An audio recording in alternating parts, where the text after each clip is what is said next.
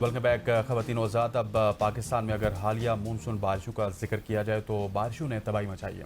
अगर बारिशों की बात की जाए तो बारिशें किसी वक्त ये कहा जाता था कि खुदा की रहमत होती है, लेकिन पाकिस्तान में अब ये हम पे ज़हमत बन रही है और इसके लिए हमारा अपना ही कसूर है। हमने जंगलात की कटाई की और कटाई करके उनको कंक्रीट जंगल बनाया, जिसके नतीजे में अब जहाँ पे भी जाएंगे कहीं आपको क्लाउड ब्रस्ट नज़र आएगा, कहीं पे आपको फ्लडिंग नज़र आएगी, अर्बन फ्लडिंग भी, रूरल फ्लडिंग भी, और कहीं पे आपको लैंड स्लाइडिंग होते हुए नज़र आएगी। और सबसे ज़्यादा तबाही की अगर बात की जाए तो वो बारिशों ने मचाई है खैबर पख्तूनख्वा में, जहाँ पे अभी तक जो कुल हलाकतें हैं उनकी तादाद 323 हो चुकी है, जिनमें 217 का ताल्लुक मुनीर से है, जबकि हुकाम का कहना है 134 अफराद लापता हैं। इस हवाले से वज़ीर आला खैबर पख्तूनख्वा ने भी काफ़ी ज़्यादा काविशें की हैं, पाक फ़ौज ने भी की हैं।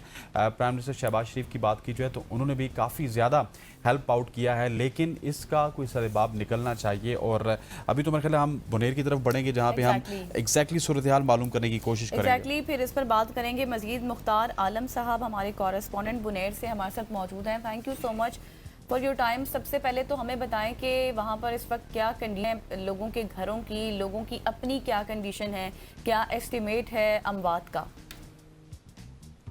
जी थैंक यू। बिल्कुल, जो बारिशें हुई थी सबसे ज़्यादा खैबर पख्तूनख्वा में बुनेर जो है उसकी ज़द में आया था।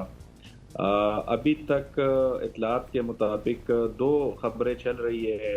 जो अमवात है, जो रेस्क्यू ज़राया है उसके मुताबिक ये 272 है, और जो डिस्ट्रिक्ट एडमिनिस्ट्रेशन है उनकी साइड से ये तकरीबन 217 और इस तरह 220 के राउंड अबाउट बताई जा रही है। सूरत हाल यहाँ पे ज़ाहिरी बात है, यहाँ पे हिस्ट्री में कभी ऐसे जो है वो क्लाउड ब्रस्ट वगैरह ये नहीं आया था। स्वात जैसे वहाँ दरिया है वहाँ पे ये हो जाती थी, लेकिन बुनेर इस तरह नहीं था। ये एक क्लाउड ब्रस्ट की वजह से पूरा 3 तहसील है असल में जो इससे इफेक्ट हुए हैं। सबसे ज़्यादा तहसील गदेजी सलारजी है हमारा, जो पीर बाबा साइड वाला है, वहाँ पे बहुत ज़्यादा नुकसान हुआ है। पूरे पूरे गांव जो है वहाँ पे इसकी वजह से जो है वो बह गए हैं। लोगों की सूरत हाल ये है कि रेस्क्यू ऑपरेशन भी यहाँ शुरू है, लेकिन चूँकि कल से दोबारा बारिश यहाँ पे शुरू है, अभी भी बारिश यहाँ पे हो रही है, तो उस हवाले से थोड़ा रेस्क्यू ऑपरेशन में जो है मुश्किलात का सामना करना पड़ रहा है। और काफ़ी लोगों की अभी भी ये उनकी है कि काफ़ी लोग मिसिंग भी है। तकरीबन 150 से 200 की तादाद बताई जा रही है कि वो अभी तक मिसिंग है। इसके बाद जितने 272 तो डेड बॉडीज़ जो है वो रिकवर कर ली गई है। इतलात ऐसे भी है कि कुछ इसमें इस तरह डेड बॉडीज़ भी है जो उधर ही मतलब लोकल्स ने उनको ढूंढा है और उधर ही उनकी तदफीन वगैरह कर दी है। तो अच्छा मुख्तार, मुझे थोड़ा सा मतलब इमदादी कार्रवाइयों के हवाले से भी बताइएगा कि इमदादी कार्रवाइयाँ किस तरह से हैं, केपी गवर्नमेंट क्या कर रही है, फेडरल गवर्नमेंट क्या कर रही है, और कौन कौन आपको वहाँ पे एक्टिव नज़र आ रहे हैं? देखिए जी, ऐसा है कि कल चीफ मिनिस्टर भी यहाँ आया था, और जो फेडरल मिनिस्टर्स हैं वो भी आ रहे हैं। इख्तियार वली साहब आए थे, अमीर मुकाम साहब आए थे। तो देखें, यहाँ पे पूरा एक हिली एरिया है, और ये एक नेचुरल डिजास्टर था, इसमें किसी की वो नहीं थी। अभी जो रेस्क्यू सर्विस है उसमें तकरीबन जो है रेस्क्यू हो रहा है, मतलब एक खातिर ख्वाह जो है रेस्क्यू यहाँ पे हो रहा है, क्योंकि इतना ये फ्लड हाईलाइट हुआ है कि बहुत ज्यादा मुख्तार, आपने जो 272 इदारे बताए हैं जो हैं, अमवात का एस्टिमेट आपने 272 बताया है। ठीक है, thank you so much for your time. अब हम बढ़ते हैं गिलगित की जानिब, जहां से हमें ज्वाइन कर चुकी हैं हमारी correspondent Kiran Kasim. Kiran, so much for your time. हमें बताइएगा, जिस तरह से मुख्तार कंडीशन बता रहे थे बुनेर के हवाले से, वहाँ पर जो उन्होंने एस्टिमेट बताया है वो 272 का बताया है। गिलगित में कितना नुकसान हुआ है घरों का, लोगों का, क्या वहाँ पर तादाद है लोगों की अमवात की? Thank you so much. Gilgit Baltistan की बात की जाए तो गिलगित बल्तिस्तान की सिचुएशन भी इस वक्त इंतहाई ख़राब है। मौसमी हालात यहाँ पे अभी भी बेहतर नहीं है, बास मकामात पर बारिशें हो रही है। जून से गिलगित बल्तिस्तान में शदीद गर्मी के बाइस क्लाउड ब्रेस्ट हुआ, और उसके बाद जो सैलाबी सूरत हाल ने एकदम पूरे गिलगित बल्तिस्तान को अपने लपेट में लिया। अब तक जो सरकारी एदाद शुमार के मुताबिक गिलगित बल्तिस्तान में जो अमवात हुई हैं सैलाब के जख्म में के 25 का फिगर सामने आया है और इसमें जो शदीद जख्मी जो है वो 7 अफराद हैं और जो मामूली जख्मी है वो 4 है। और जो मकानात को नुकसान पहुंचा है, टोटल मकानात 681 मकानात थे पूरे जीबी में जहाँ पे सैलाब की वजह से इनको नुकसान पहुंचा है और जो कच्चे मकानात हैं वो 120 के करीब यहाँ पे जो है वो नुकसान पहुंचा है। इस तरह बहुत सारे आवाम की फसलें हैं, ज़मीनें हैं और इसके साथ जो मवेशी खाने हैं वो मुकम्मल तौर पर यहाँ पे तबाह हो चुके हैं। और आज गिलगित बल्तिस्तान के जो मुख्तलिफ अजला की जो आवाम है, बल्तिस्तान डिवीज़न है, गिलगित डिवीज़न है, हमजा है, यहाँ के अवाम जो है खुले आसमान तले जिंदगी गुजारने पर मजबूर है। इस वक्त यहाँ की सिचुएशन जो विजट की बात करें वहाँ पे इस वक्त भी तेज बारिशें वहाँ पे इस वक्त भी है। अच्छा किरण, मुझे थोड़ा सा रिहेबिलिटेशन वर्क के हवाले से बताइएगा, इमदादी कार्रवाइयों के हवाले से बताइएगा और जिस तरह आप कह रही हैं कि वो खुले आसमान तले इस वक्त लोग मौजूद है तो उनकी रिहेबिलिटेशन के लिए गिलगित गवर्नमेंट या फिर फेडरल गवर्नमेंट क्या कर रही है? देखिए फेडरल गवर्नमेंट जहाँ पे शहबाज शरीफ साहब आए थे उन्होंने 4 अरब का यहाँ पे जो ग्रांट उन्होंने वादा किया था, लेकिन उसके बाद वो भी अभी तक फराहमी के हवाले से कुछ नहीं कहा जा सकता है क्योंकि गवर्नमेंट ने इस हवाले से कोई तस्दीक नहीं की है। और इस वक्त रेस्क्यू ऑपरेशन जारी है, जहाँ पे फ्लड आया है वहाँ पे रेस्क्यू ऑपरेशन है। पाक फौज वहाँ पे रेस्क्यू ऑपरेशन में भरपूर अपना किरदार अदा कर रही है और इसके साथ जहाँ पे मुनक़ता हुए हैं सड़कें, इस वक्त बहुत सारे गांव ऐसे हैं जिनका राब्ता एक दूसरे से मुनक़ता हो चुका है। ठीक हो गया Kiran, thank you so much. Gilgit की सूरत हाल से आप हमें आगाह कर रही। चमन हमारे साथ हमारे कॉरेस्पॉन्डेंट सवात से मौजूद हैं। Hayat, thank you so much for joining us. Swat में भी हालिया बारिशों ने काफ़ी ज़्यादा तबाही मचाई है, इस हवाले से बताइएगा सवात की क्या सूरत हाल है? जी बहुत शुक्रिया जी। इस तरह से है कि आज सुबह सैलाब मुतासरीन के हवाले से मेरे पास अच्छी खबर तो नहीं है क्योंकि रात से बारिशों का सिलसिला एक बार फिर शुरू हो गया है और मुख्तलिफ मकामात पर नदी नालियों में एक बार फिर तूफानी आ गई है और पानी के बहाव में इजाफा हुआ है। दूसरी जानिब जो इमदादी कार्रवाइयाँ हो रही थी वो मुअत्तल हो चुकी है। बिजली के बहाली का जो जारी अमल था वो भी तात्तुल का शिकार है। अब आती है गुज़श्ता रोज आने वाली सैलाब की तरफ। स्वात में तूफानी बारिशों के बाद आने वाले सैलाब ने तबाही मचा दी है और इस सैलाब में तकरीबन 20 के करीब लोग जान से गए, मुताबिद अफराद लापता हो गए जबकि दर्जनों अफराद जख्मी हुए।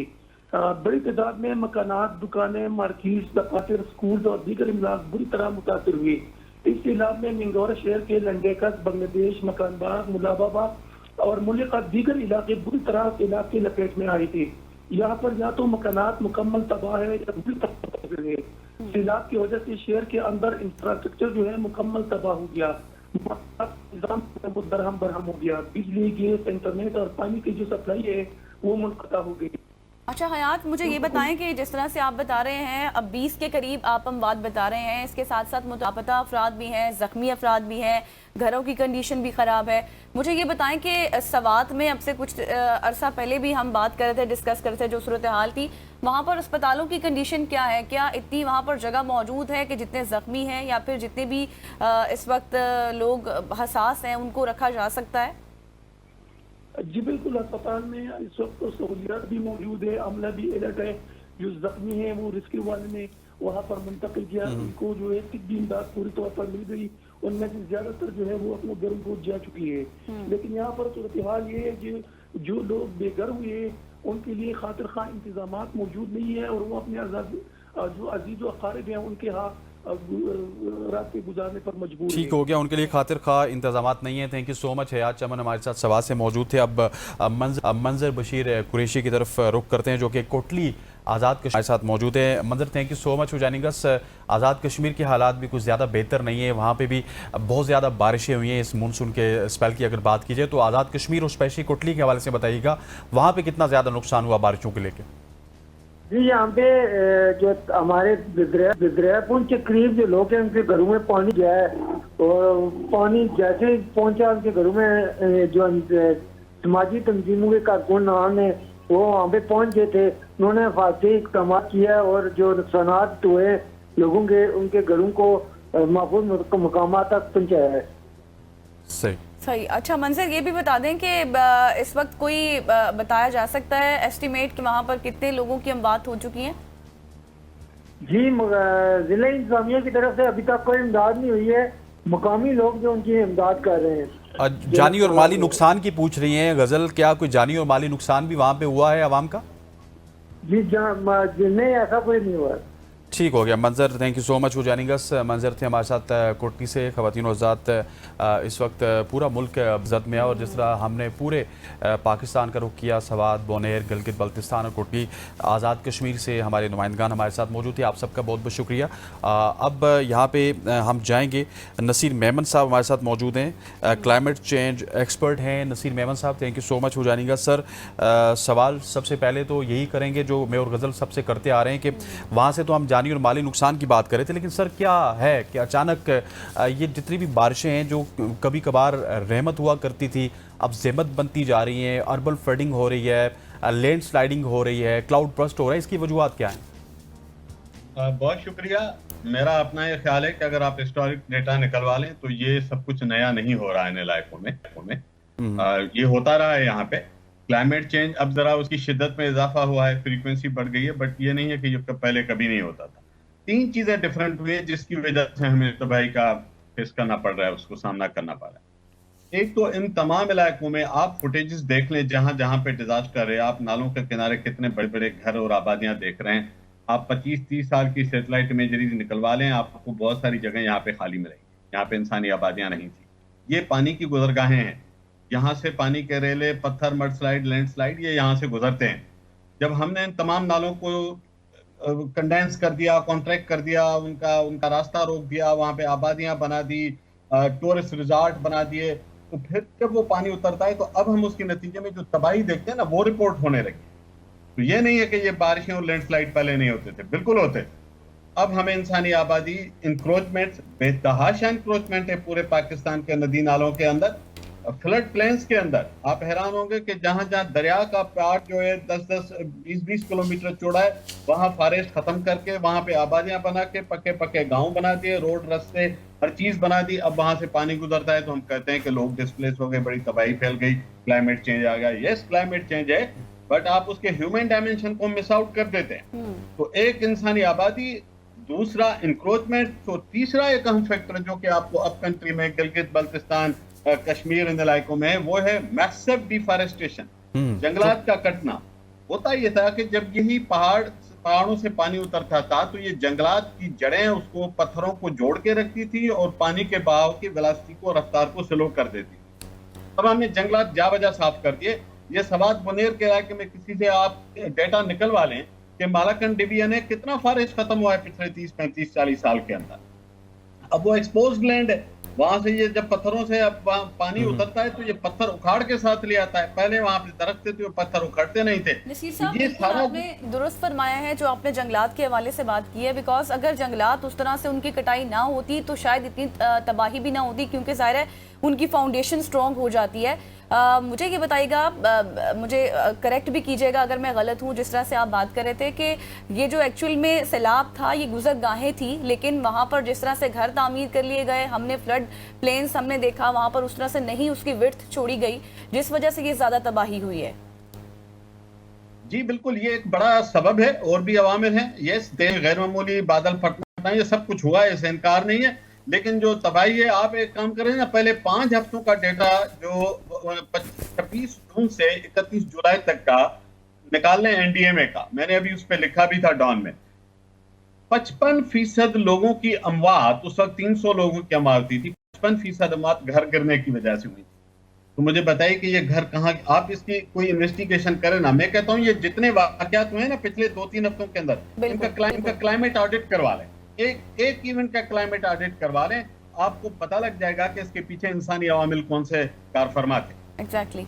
ठीक हो गया नसीर मेमन साहब, thank you so much for joining अस। अब हमारे साथ मौजूद होंगे ज़हीर अहमद बाबर के चीफ मेट ऑफिसर हैं, उनसे हम पूछेंगे कि अब आने वाले दिन कैसे होंगे। एग्जैक्टली ज़हीर साहब, thank you so much for your time. और सबसे पहले तो हमें ये बताएं, क्योंकि अभी तो शायद ये भी कहा जा रहा है कि 3 मोर स्पेल्स आने हैं, क्योंकि अभी तो सैलाब मुतासरीन संभले नहीं थे इस तूफान से, कि मज़ीद भी कहा जा रहा है, तो क्या ऐसा ही है? जी बिल्कुल, ये एक बड़ा सबब है, और भी अवामिल हैं। ये 3 मोर स्पेल्स आने हैं क्योंकि अभी तो सैलाब मुतासरीन संभले नहीं थे इस तूफान से, कि मजीद भी कहा जा रहा है, तो क्या ऐसा ही है? देखिए बिल्कुल मानसून सीजन के हम एक्टिव फेज से गुजर रहे हैं और अगस्त जुलाई और अगस्त जो है वो पीक रेनफॉल सीजन होते हैं और मिड सितंबर तक जो है वो रेनफॉल्स जो है मानसून रेनफॉल्स जो है वो जारी रहती हैं। उसके बाद 15 सितंबर के बाद मानसून विंड्स जो है वो रिट्रीव करना शुरू कर देती हैं और मानसून की इंटेंसिटी जो है वो कम होना शुरू हो जाती है। तो ओवरऑल अगर देखा जाए तो अभी भी हम मानसून आज भी मुल्क के ज्यादातर हिस्सों में जो है वो बादल छाए हुए हैं और वक्फे वक्फे से बारिश का सिलसिला जो है वो नॉर्दर्न एरियाज में, कश्मीर के ज्यादातर हिस्सों में, खैबर पख्तूनख्वा के बालाई पहाड़ी इलाकों में, पंजाब में जो है अब वो वक्फे वक्फे से जारी है। ये वेट स्पेल जो है और इसी तरह सिंध के भी बेशतर हिस्सों में भी जी बारिश की जो है वो इतलात हैं और बारिश जो है वो जारी है। तो ये वेट स्पेल जो है वो अगस्त में पीक सीजन होता है, मिड सितंबर तक मानसून रेनफॉल्स जारी रहती हैं और फिर मिड सितंबर के बाद जो है वो मानसून विंड्स जो है वो रेनफॉल्स जो है वो किसी हद तक जो है वो कम होना शुरू हो जाती हैं।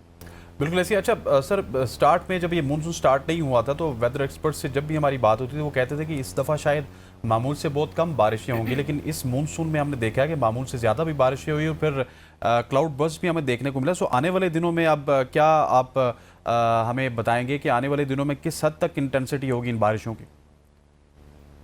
तो स्टार्ट ऑफ द सीजन जो फोरकास्ट थी वो अबव नॉर्मल रेनफॉल्स की ही थी जी, कि ओवरऑल हम ये एक्सपेक्ट कर रहे थे कि ओवरऑल अबव नॉर्मल रेनफॉल्स होंगी और ज्यादा कंसंट्रेशन है वो नॉर्थ ईस्टर्न पार्ट थी और northern part of the country में कंसंट्रेशन जो है वो रेनफॉल्स की थी।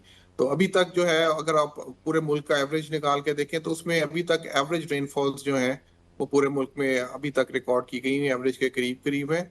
लेकिन जो एक्सट्रीम वेदर इवेंट्स होते हैं वो एवरेजेस में जो है वो काउंट या उसमें वो उसको निकालना जो है वो थोड़ा सा मुश्किल होता है क्योंकि एक्सट्रीम वेदर इवेंट्स जो हैं वो आइसोलेटेड जगह पे शॉर्ट पीरियड ऑफ टाइम में हैवी रेनफॉल्स की सूरत में हम देख रहे होते हैं। तो आइंदा आने वाले दिनों में भी मानसून रेनफॉल्स जो हैं वो नॉर्मल और कुछ हिस्सों में जो है अबव नॉर्मल, खास तौर पे जो हमारे कश्मीर के इलाके हैं, खैबर पख्तूनख्वा के इलाके हैं और north eastern parts of Punjab है, इसमें अबव नॉर्मल रेनफॉल्स जो है वो एक्सपेक्टेड है ड्यूरिंग द मानसून सीजन। बिल्कुल सर, मुझे ये बताइएगा कि जिस तरह से अब क्लाउड बर्स्ट की बात हो रही है, क्या हम ये फिनोमेना तो एग्जिस्ट तो करता ही है, हमें पता है, तो क्या सारा ब्लेम क्लाउड बर्स्ट पर डालना ये इज इट राइट? देखें वो क्लाउड बर्स्ट जो है वो एक पहले तो उसकी जरा थोड़ा सा क्लैरिटी दे दूं जो है ये एक मेट्रोलॉजिकल टर्म है जो कि शॉर्ट पीरियड ऑफ टाइम में एक हैवी रेनफॉल को और ज्यादा बारिश को कहते हैं। उसमें more than 100 millimetres of rainfall in less than 10 kilometres of area, इसको हम कहते हैं। इसमें बादल के फटने का जिस लोगों का ख्याल है कि शायद कोई बादल फट जाता है, उसका कोई अमल दखल नहीं होता। तो ये हैवी रेनफॉल्स जो हैं वो मानसून सीजन का खास है। ये हम जब भी मानसून सीजन स्टार्ट होता है तो उस वक्त से हम ये कहना शुरू करते हैं कि एक्सट्रीम रेनफॉल्स। बिल्कुल ऐसी। अच्छा सर, हमारे पास थोड़ा सा वक्त कम है अब क्योंकि ये इन बारिशों ने कराची का भी रुख करना है, सिंध का भी रुख करना है, सो वहाँ पे बताइएगा कि वहाँ पे भी इनकी इंटेंसिटी कैसी होगी? बिल्कुल अगस्त के एंड में जो है लास्ट वीक में सिंध के और सेंट्रल पार्ट्स ऑफ पंजाब जो है वहाँ पे भी रेनफॉल्स के चांसेस हैं। मॉडल्स अभी सजेस्ट ऐसे ही कर रहे हैं कि ये अब मानसून की कंसंट्रेशन जो है वो साउथ में वर्ड्स होगी, तो वहाँ पे भी हैवी रेनफॉल्स, हैवी शावर्स और जो कि एक्सपेक्टेड है खास तौर पे साउथ ईस्टर्न सिंध में, कराची के कोस्टल एरियाज में कुछ। तो ये ओवरऑल जो है कंसंट्रेशन जो है वो साउथवर्ड शिफ्ट हो जाएगी मानसून की। सही। Thank you so much Zaheer Ahmed Babar sahab हमारे साथ मौजूद थे। और इस दफ़ा का जो मानसून है वो काफ़ी बेरहम साहब है, बहुत सारे लोग डिस्प्लेस्ड हैं, सूरत हाल, अमवात और जो इंफ्रास्ट्रक्चर की तबाही हुई वो हमने आपके सामने रखी है। अल्लाह ताला उनके हक में तमाम चीज़ें बेहतर करें। यहाँ पर लेंगे एक ब्रेक और ब्रेक के बाद वापस आएंगे और कुछ सियासी माहौल की बात कर लेंगे। Stay with us.